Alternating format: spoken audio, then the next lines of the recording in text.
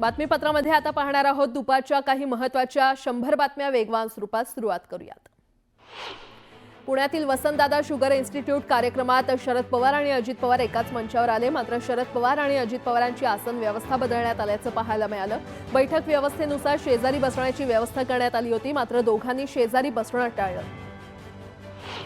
पुण्यातील कार्यक्रमात अजित पवारांनी स्टेजवर येत आसन व्यवस्था बदलायला सांगितली। शरद पवार आणि अजित पवारांमध्ये बाबासाहेब पाटलांची खुर्ची ठेवण्यात आली। पुण्यात शरद पवार आणि अजित पवारांमध्ये बंद दाराआड चर्चा झाली। अर्धा तास काका पुतण्यामध्ये संवाद झाला।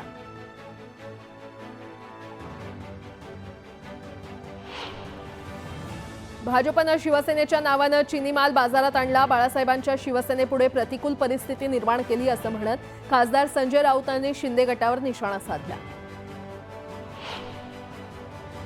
हिंदुत्वाचे ढोंग बंद करा, बाळासाहेबांना ढोंगी राजकारण चालत नव्हतं, बाळासाहेबांना भारतरत्न मिळालाच पाहिजे अशी मागणी खासदार संजय राऊतांनी केली आहे। बाळासाहेब ठाकरे यांच्या 99व्या जयंतीनिमित्त आज उद्धव ठाकरे आणि शिंदेंच्या सेनेचे 2 स्वतंत्र अभिवादन मेळावे होणार आहेत। या मेळाव्यातून दोन्ही शिवसेना शक्ती प्रदर्शन करणार आहेत। विधानसभा निवडणुकीत राज्यातील जनतेने शिंदे सेनेला भरभरून प्रेम दिलं। जनतेच्या समर्थनाबद्दल नेते उपमुख्यमंत्री एकनाथ शिंदे हे उद्या राज्यात आभार यात्रा सुरू करणार आहेत। पायाला भिंगरी लावल्याप्रमाणे काम करा असे आदेश उपमुख्यमंत्री एकनाथ शिंदे यांनी युवा सैनिकांना दिलेले आहेत। ठाण्यात युवा सेनेचं अधिवेशन पार पडलं। यावेळी एकनाथ शिंदेंनी स्थानिक स्वराज्य संस्थांच्या निवडणुकीच्या पार्श्वभूमीवर कामाला लागण्याचे आदेश दिले। मनसे अध्यक्ष राज ठाकरे 2 दिवस नाशिकच्या दौऱ्यावर जाणार आहेत। या दौऱ्यादरम्यान राज ठाकरे स्थानिक पदाधिकाऱ्यांशी पालिका निवडणुकीसंदर्भात चर्चा करणार आहेत। बीड खंडणी प्रकरणातील आरोपी वाल्मिक कराडचा जामीन अर्ज मागे घेण्यात आलाय। सुनावणी आधीच आरोपीच्या वकिलांनी जामीन अर्ज मागे घेतलाय। संतोष देशमुख हत्या आणि खंडणी प्रकरणी आरोपी असलेला वाल्मिक कराड शरण येण्यापूर्वीच बीडवरून पुण्याला गेला होता का असा सवाल आता उपस्थित केला जातोय। या संदर्भात पुष्टी करणारे सीसीटीव्ही आता न्यूज 18 लोकमतच्या हाती आलेत। 30 डिसेंबरच्या रात्री सोलापूर धुळे राष्ट्रीय महामार्गावरून 3 आलिशान कारमधून आरोपी कराड हा पुण्याला गेल्याची माहिती समोर येते। वाल्मिक कराडची मध्यरात्री प्रकृती बिघडली आहे। कराडला पोटदुखीचा त्रास होत असल्यानं बीड जिल्हा रुग्णालयामध्ये दाखल करण्यात आलं। वाल्मिक कराडवर जिल्हा रुग्णालयामध्ये उपचार सुरू आहेत। बीड जिल्हा विशेष न्यायालयानं कराडला 14 दिवसांच्या न्यायालयीन कोठडीत पाठवलं। मकोका अंतर्गत गुन्हा दाखल असल्यानं वाल्मिक कराडला पुढचे 6 महिने जेलमध्येच राहावं लागणार आहे। सैफ अली खान हल्ल्याप्रकरणी नितेश राणेंच्या मनात काही शंका असेल तर पोलीस डिपार्टमेंटला सांगावं असं अजित पवार यांनी सांगितलं। सैफ आपल्या घरी जात असताना त्यांची तब्येत किंवा कपडे पाहता त्यांच्यावर काही दिवसांपूर्वी असा हल्ला झाला होता असं वाटलं नसेल असाही अंदाज त्यांनी व्यक्त केला। सैफ अली खानच्या आरोपीनं वापरलेला चाकूचा तुकडा मिळवण्यासाठी पोलीस आरोपी मोहम्मद शरीफुल इस्लाम शहजादला घेऊन वांद्रे तलावाजवळ आले होते। या तलावात 1.5 तास शोधाशोध घेतल्यानंतर अखेर पोलिसांनी चाकूचा त्यांना तुकडा मिळाला। त्यामुळे पोलिसांच्या हाती सर्वात मोठा पुरावा लागलाय। हल्ला झाला त्या रात्री सैफ अली खानला रुग्णालयात घेऊन जाणाऱ्या रिक्षावाल्याला केलेल्या मदतीची परतफेड म्हणून सैफ अली खाननं पुरस्कृत केलंय। या रिक्षा चालकाला सैफ अली खान तसंच त्याच्या कुटुंबियांनी तब्बल 51,000 रुपये दिलेत। अभिनेता सैफ अली खानवर चोरट्यानं चाकू हल्ला केल्यानंतर खबरदारीचा उपाय म्हणून सैफ अली खान आणि करीना दोघांनाही मुंबई पोलिसांनी सुरक्षा पुरवली आहे। याशिवाय सैफ अली खान राहत असलेल्या इमारतीची खासगी सुरक्षा देखील वाढवण्यात आली आहे। सैफ अली खानवर हल्ला करणारा आरोपी पोलिसांच्या ताब्यात आहे। यापूर्वी पोलिसांनी नागपूरमध्ये देखील धावत्या ट्रेनमधून एका व्यक्तीला संशयित म्हणून पकडलं होतं। आताही पोलिसांनी ज्या आरोपीला पकडलंय त्याचा चेहरा आणि सैफवर हल्ला करून बाहेर पडताना सीसीटीव्हीमध्ये दिसत असलेल्या व्यक्तीचा चेहरा मॅच होत नसल्याचा दावा करण्यात आलाय। पुण्याच्या खराडी परिसरात चारित्र्यावर संशय घेत पतीनं मुलासमोरच पत्नीची निर्घृण हत्या केलेली आहे। सैतान पतीनं हत्येनंतर व्हिडिओ देखील बनवला। या सर्व प्रकारानंतर पती स्वतः पोलीस ठाण्यात हजर झाला। नालासोपाऱ्यात पालिका प्रशासनाकडून अनधिकृत इमारतीचं तोडकाम करण्यात आलेलं आहे। 41 इमारतींवर हातोडा चालवला जाणार आहे। याविरोधात नागरिकांनी आक्रोश व्यक्त केलाय। कुर्ला डेअरीच्या जागेसाठी काँग्रेसनं आंदोलन केलंय। कुर्ला डेअरीची जागा धारावी पुनर्वसनाला देण्यास काँग्रेसनं विरोध दर्शवत ठिय्या आंदोलन केलं। हिंगोलीत पेट्रोल पंपावरील कर्मचाऱ्याला अज्ञातांकडून लोखंडी रॉडने मारहाण करण्यात आली आहे। पेट्रोल पंपावरच्या केबिनचीही तोडफोड करण्यात आली। ही संपूर्ण घटना सीसीटीव्हीमध्ये कैद झाली आहे। अमेरिकेचे राष्ट्राध्यक्ष डोनाल्ड ट्रम्प यांनी घेतलेल्या निर्णयाचा परिणाम आंतरराष्ट्रीय बाजारपेठांमध्ये दिसू लागलाय। बुधवारी सोन्याच्या दरानं विक्रमी झेप घेतली। नागपुरात 10 ग्रॅम सोन्याचे दर 700 रुपयांनी वाढून विक्रमी 80,400 रुपयांवर पोहोचले। कोपरगाव तालुक्यातील पोहेगावात दुकानात भर दिवसा पडलेल्या दरोड्याचं सीसीटीव्ही फुटेज समोर आलंय। पोलीस कर्मचारी रवी चिने यांनी त्यांना पकडण्याचा प्रयत्न केला। आजूबाजूच्या लोकांच्या लक्षात आल्यानंतर नागरिकांनी या दरोडेखोरांना चांगला चोप दिला। छत्तीसगडच्या सुकमा जिल्ह्यात सुरक्षा दलावर हल्ला करण्यासाठी माओवाद्यांनी लपवून ठेवलेला स्फोटकांचा मोठा साठा सीआरपीएफच्या जवानांनी जप्त केलाय। सीआरपीएफ आणि कोब्रा बटालियन यांच्या जवानांनी संयुक्तपणे तपासणी करून हे साहित्य जप्त करून माओवाद्यांचा मोठा डाव उधळून लावला।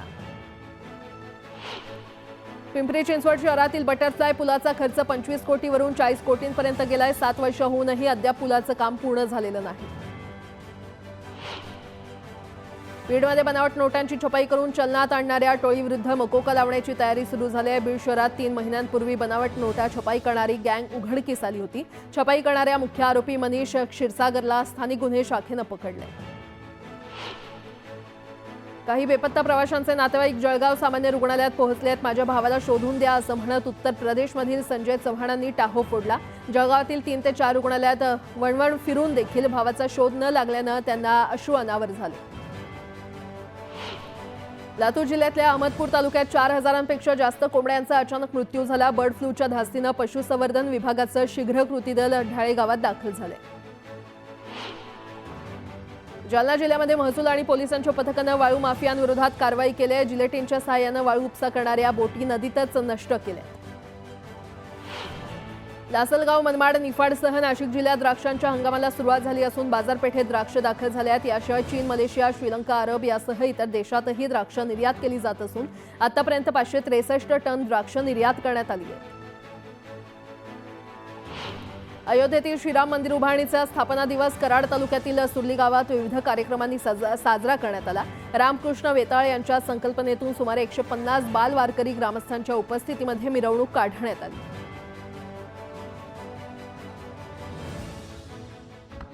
तीर्थावर मेहर बंगल्याचे लवकरच त्याचं उद्घाटन होईल। 2026 पासून शिवसेना प्रमुखांचं जन्मशताब्दी वर्ष सुरू होतं। 23 जानेवारी 2026 पासून शिवसेना प्रमुखांचं जन्मशताब्दी वर्ष सुरू होत आहे आणि ते आपल्या सगळ्यांसाठी अत्यंत महत्त्वाचं आहे। या निमित्तानं आतापर्यंत शिवसेनेनं कधीही अधिकृतपणे काही मागितलं नव्हतं बाळासाहेबांसाठी, पण महाराष्ट्राच्या आणि देशाच्या ज्या लोकभावना आहेत ती वारंवार आम्हाला जी सांगण्यात येत आहे, खरं म्हणजे आम्हाला ती मागण्याची वेळ येऊ नये, पण हिंदू हृदय सम्राट शिवसेना प्रमुख बाळासाहेब ठाकरे यांना भारत रत्न या देशाच्या सर्वोच्च नागरी किताबानं सन्मानित करावं अशी फक्त शिवसेनेची इच्छा नाही, मागणी नाही, तर तमाम महाराष्ट्रातल्या जनतेची आणि देशभरातल्या नव्हे तर जगभरातल्या हिंदूंची मागणी। आज किंवा कालपासून अनेक ज्या शिवसेनेच्या संस्था, संघटना, हिंदूंच्या संघटना आहेत त्यांनी ठिकठिकाणी ठराव मंजूर केले। हिंदू हृदय सम्राट शिवसेना प्रमुखांना भारत सरकारनं भारतरत्न या किताबानं सन्मानित करावं। खरं म्हणजे 12 वर्षात ही मागणी या व्यासपीठावर कधी झाली नव्हती, पण आमच्या सर्व खासदारांनी, इथे जे बसलेले आहेत या सर्व खासदारांनी संसदेमध्ये ही मागणी अनेकदा केलेली आहे, बाहेर केलेली आहे, विधिमंडळात ही मागणी केलेली आहे। गेल्या 12 वर्षामध्ये या मोदी सरकारनं मतांसाठी आणि राजकीय गणितासाठी अनेकांना भारतरत्न दिल्याचं आमच्या लक्षात आहे। ज्यांना राज्यात सुद्धा कोणी आम्हाला कोणाचं नाव घेऊन अपमान करायचा नाही, पण ज्यांचं राज्यात सुद्धा तेवढं ताकदीचं काम नाही, जे देशाला माहीत नाही, अशा अनेकांना भारतरत्न देऊन आपला राजकीय स्वार्थ त्यांनी पूर्ण केला। आम्ही त्यांचा सन्मान करतो, पण ज्याने या देशातल्या हिंदूंना आणि महाराष्ट्राला मराठी म्हणून जी अस्मिता दिली, ज्यांच्यामुळे राम मंदिर आज अयोध्येमध्ये उभं राहिले, अशा हिंदू हृदय सम्राटांना सुद्धा भारतरत्नानं सन्मानित करा। आजच्या दिवशी मला सकाळी प्रश्न विचारला पत्रकारांनी की या देशाचे गृहमंत्री आणि प्रधानमंत्र्यांनी ट्विटरवर माननीय शिवसेना प्रमुखांना आदरांजली अर्पण केली। तेव्हाही मी सांगितलं की त्यांना जर खरंच सन्मान त्यांचा करायचा असेल तर ट्विटरवरती आदरांजली अर्पण करण्यापेक्षा उद्याच्या 26 जानेवारी त्याच ट्विटरवरती शिवसेना प्रमुखांना भारतरत्न जाहीर केल्याचा तुम्ही संदेश द्यावा आणि जी महाराष्ट्राची आणि देशातल्या तमाम हिंदूंची मागणी आहे त्यास मान्यता द्यावी, यासाठी आजची पत्रकार परिषद आहे। आणि मला असं वाटतं यापुढे काही वेगळं सांगावं अशी भूमिका आज नाही। ठीक है डॉक्टर साहब, सवाल लेने से अभी दूसरा कोई सवाल नहीं होगा। सवाल हिंदी में ब्रीफ कर दीजिए। हिंदी हिंदी हिंदी आज इस देश के सर्वोच्च नेता रहे, लोकमान्य नेता रहे, हिंदू हृदय सम्राट शिवसेना प्रमुख बालासाहेब ठाकरे जी का जन्मदिन 2026 में बाला साहब जी का जन्म शताब्दी वर्ष शुरू होगा। बाला साहब ठाकरे जी एक ऐसे नेता रहे इस देश में, लगभग 50 साल किसी भी संवैधानिक पद पर वो नहीं रहे, सत्ता के पद पर नहीं रहे, फिर भी इस देश की जनता के दिलो दिमाग पर हमेशा बाला साहब ठाकरे जी ने राज किया। लोकमान्य बाल गंगाधर तिलक और महात्मा गांधी के बाद इतनी सफल और लोकप्रिय नेता बाला साहब ठाकरे रहे। बाला साहब ठाकरे जी ने महाराष्ट्र की सामान्य मराठी जनता के लिए एक स्वाभिमान की लड़ाई लड़ी और मुंबई हो या पूरे महाराष्ट्र हो, मराठी मानुष को अपना वजूद, अपना स्वाभिमान दिया। वैसे जब हिंदुओं के ऊपर हमले शुरू हो गए देश से और देश बाहर से, तब बाला साहब ठाकरे हिंदुओं के लिए भी खड़े रहे। आज जो अयोध्या में राम मंदिर आपको दिख रहा है, वो बनाने में, वो संघर्ष करने में हिंदू हृदय सम्राट बाला साहब ठाकरे जी का योगदान सर्वोच्च है। आज बाला साहब नहीं है, लेकिन हम उनकी विचारधारा से चलते हैं, वो जीवित है हमारे लिए। हमारी ये मांग है, जनता की मांग है, हमारी मांग नहीं। हम बाला साहब ने कभी किसी के सामने कुछ मांगा नहीं।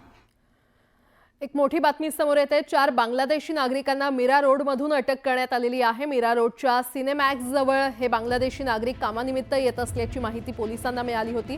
पोलीस पथकाने सापळा रचून या सर्वांना अटक केली असल्याचं कळतंय। मीरा रोडच्या सिनेमॅक्स जवळून ही अटक करण्यात आलेली आहे। 4 बांगलादेशींना अटक करण्यात आली आहे।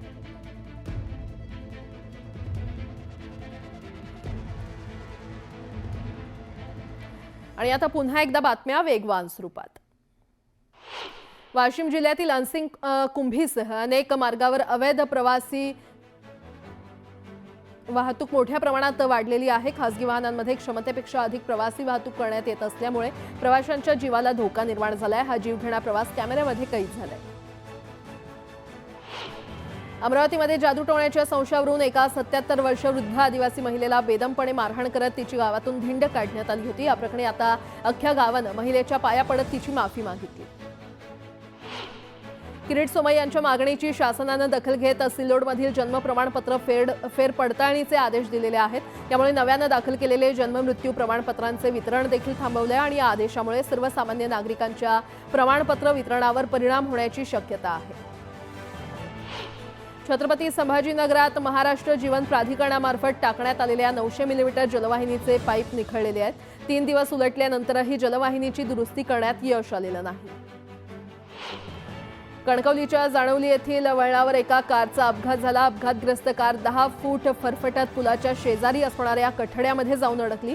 या अपघातात कारमधील 7 महिला थोडक्यात बचावल्या। दौंड तालुक्यातील राहूमध्ये घरासमोर झोपलेल्या कुत्र्यावर बिबट्याने हल्ला केला. कुत्र्याला घेऊन बिबट्या पसार झाल्याची घटना सीसीटीव्हीमध्ये कैद झाली आहे. अकोला जिल्ह्याच्या खडकपुरा इथे तलवारीनं केक कापणाऱ्या युवकाविरोधात पोलिसांनी कारवाई केली आहे. शहबाज शेख अशफाक या युवकाजवळ बेकायदेशीर तलवार ठेवण्यासंदर्भात कारवाई करण्यात आली आहे.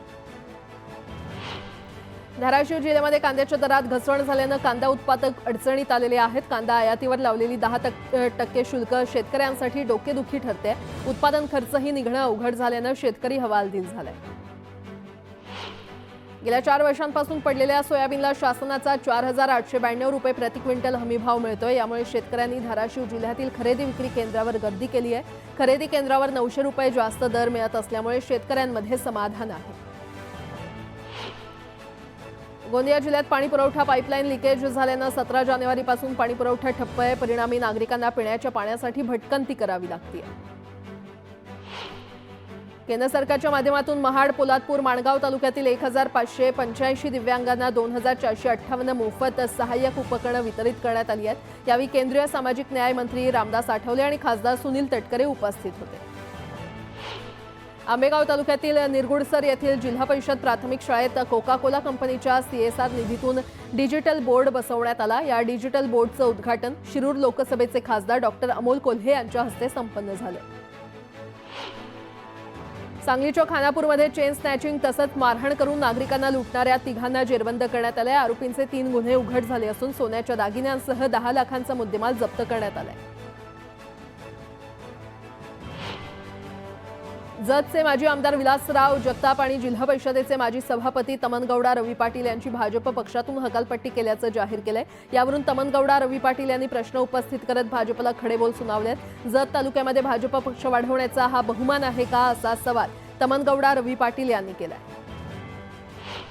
मिरज पंढरपूर मार्गावर पिण्याच्या पाण्याच्या बॉक्सच्या आडून गोवा आणि मध्य प्रदेश बनावटीच्या दारूची तस्करी करणाऱ्यांवर राज्य उत्पादन शुल्क विभागानं कारवाई केली आहे.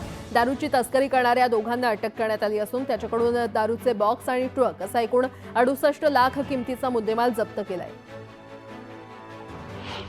बाजारात कापसाचे दर वाढतील या आशेवर अर्धा अधिक कापूस शेतकऱ्यांच्या शेतात घरातच पडू नये. सध्या आहे त्यापेक्षा कापसाचे आणखी कमी भाव होणार नाहीत असा CCIला अंदाज आहे. भाव वाढल्यास मात्र शासकीय कापूस खरेदीतून CCI आउट होणार आहे.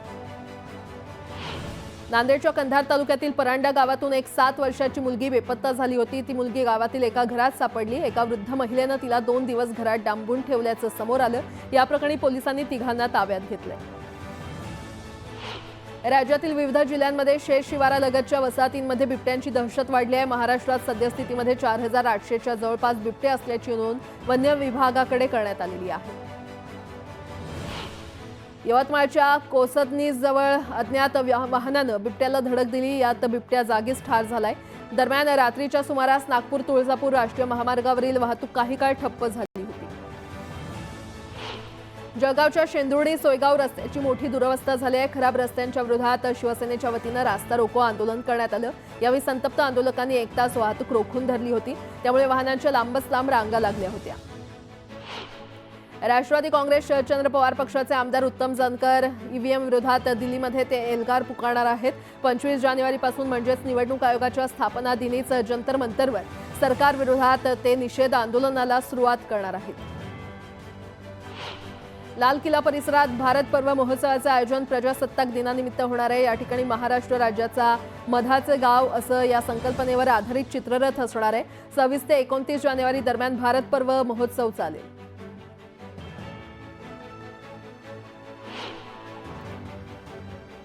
यासोबतच बातमीपत्रामध्ये एक छोटासा ब्रेक घेऊन लगेचच परत येतोय. पाहत रहा न्यूज 18 लोकमत.